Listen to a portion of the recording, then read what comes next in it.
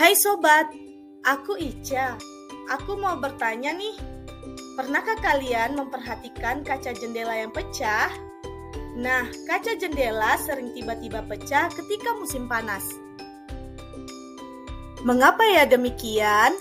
Lalu, bagaimana ya solusinya agar tidak pecah?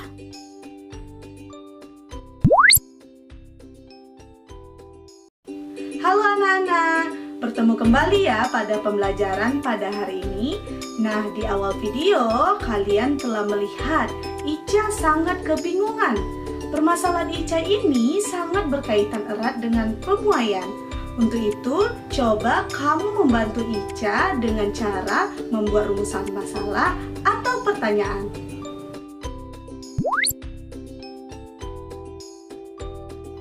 Agar kamu lebih mudah memahami masalah Ica tadi, mari kita telaah masalahnya dengan memahami konsep berikut ini.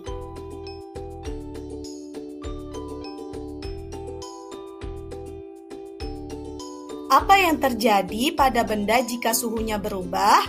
Nah, setiap benda jika menerima panas, maka benda itu akan mengalami pemuaian. Semakin tinggi energi panas yang diberikan pada benda, maka semakin besar pula benda itu memuai. Coba kamu perhatikan ilustrasi berikut. Pada ilustrasi terdapat sebuah plat logam yang memiliki luas tertentu. Nah, apabila plat logam ini dipanaskan, maka plat logam akan menjadi lebih luas ya. Sama seperti ilustrasi ini ya, air yang mula-mulanya memiliki volume tertentu, ketika dipanaskan lama-kelamaan volumenya akan menjadi lebih besar.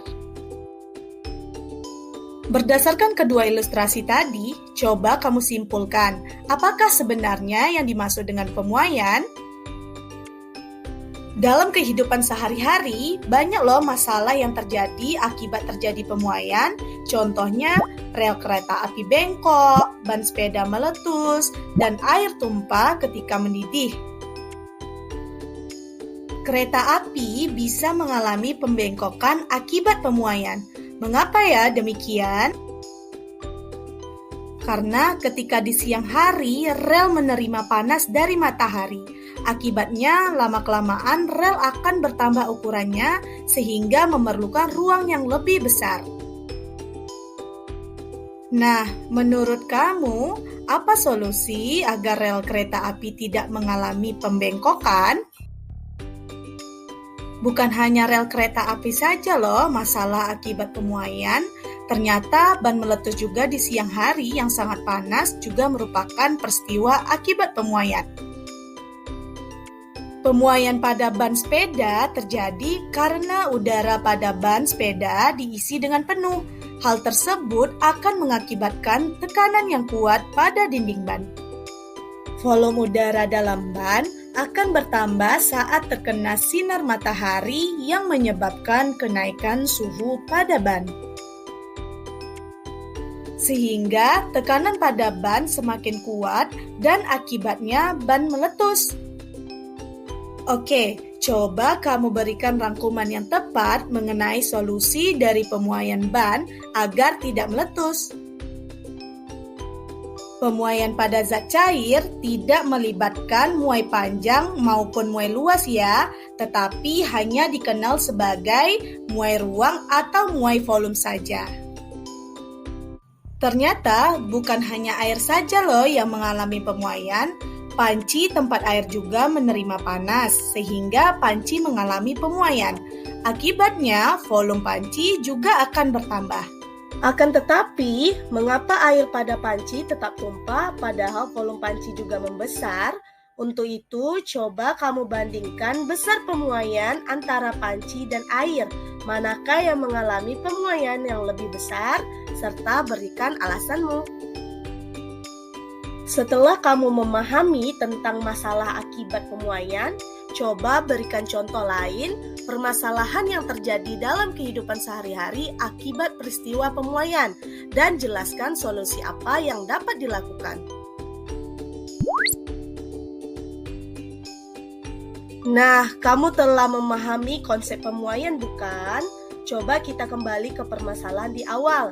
Ica bertanya, Mengapa kaca jendela rumah sering tiba-tiba pecah ketika musim panas? Lalu, apa solusi yang dapat dilakukan? Nah, untuk itu, mari kita menyusun hipotesis. Nah, setelah kamu membuat hipotesis, langkah selanjutnya, ayo kita mengumpulkan data. Pemuaian dapat terjadi pada 3 zat, yaitu zat padat, zat cair, dan juga zat gas. Yang perlu kamu ingat adalah bahwa pemuaian zat terjadi ke segala arah ya, sehingga panjang, luas, dan volume zat akan bertambah. Nah, kaca dan kusen jendela merupakan benda yang memiliki panjang, lebar, dan tinggi tertentu. Sehingga kaca dan kusen jendela dapat mengalami pemuaian panjang, pemuaian luas, dan pemuaian volume. Oke, kita akan bahas tentang pemuaian panjang.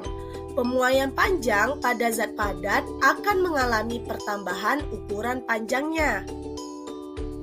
Lalu, sebenarnya seberapa besar sih pemuaian itu?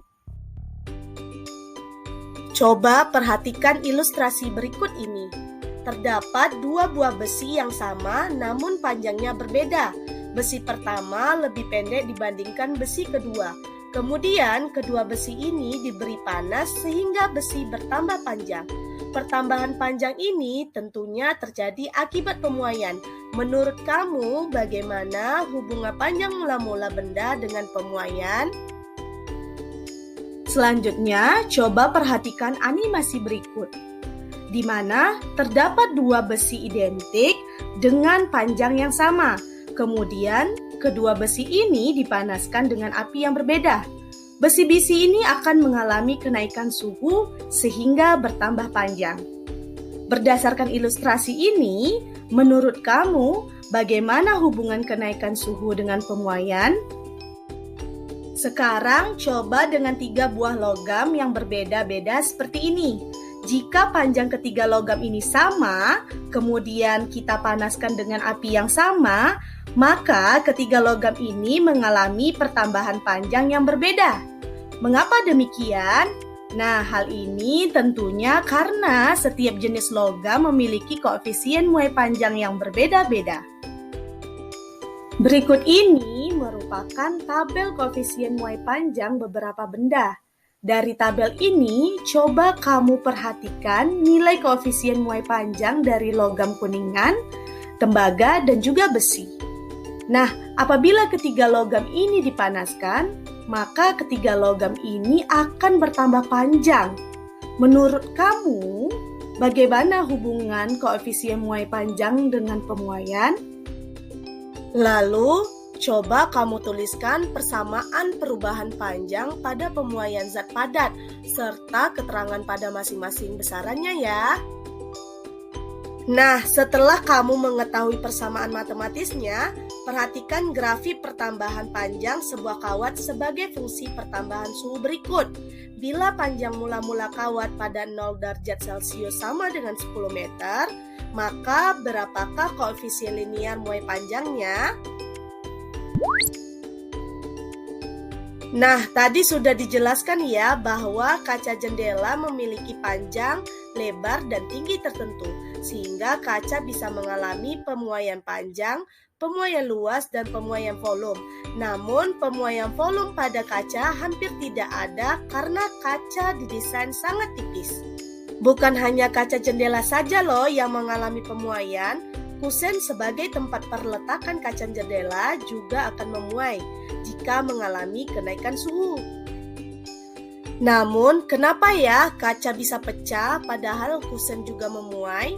Dan bagaimana solusinya ya agar tidak pecah? Ayo kita buktikan hipotesismu dengan cara menganalisis ilustrasi berikut. Coba perhatikan ilustrasi ini. Di sini terdapat 3 buah desain kaca dan kusen kaca jendela. Desain pertama, kusen dibuat sesuai dengan luas kacanya. Desain kedua, kaca lebih luas daripada kusen jendelanya. Dan desain ketiga, kusen diberi suatu celah. Dari ketiga desain ini, menurut kamu desain manakah yang paling tepat untuk pembuatan kaca jendela? Berikan alasanmu. Setelah kamu memahami dan mengumpulkan data, coba kamu simpulkan, mengapa kaca jendela rumah sering tiba-tiba pecah ketika musim panas? Lalu, apa solusi yang dapat dilakukan? Oke anak-anak, sekian dulu pertemuan kita pada hari ini. Kita akan bertemu kembali pada pembelajaran selanjutnya tentang konsep kalor. See you next time!